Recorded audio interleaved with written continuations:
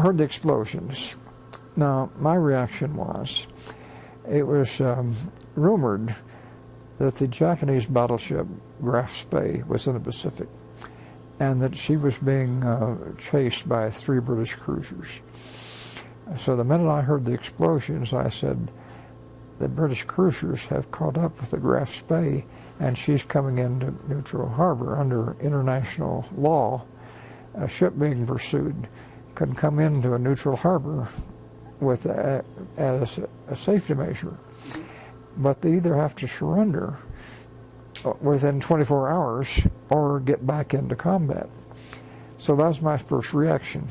Well, at about that time, an aircraft shell that hadn't gone off exploded in our backyard and drew a crater about 25 feet across. So one of our fellows at the home there had a car, and we turned on the radio. Of course, when we heard these explosions, Webley Edwards, who was the owner of the station and the MC that morning, said, we have been advised by Army and Navy intelligence that the island of Oahu is under enemy attack, and said the enemy has not been identified. Stay tuned for further information. So we got in the car, the ones of us there at the house, and headed for the harbor.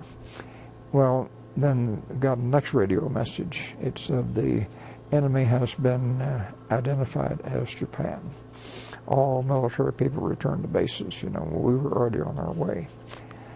So I missed the first 20 minutes of the actual attack on the way down the harbor. Now, the majority of the damage that was done that morning to the ships was done in the first 11 minutes of the attack.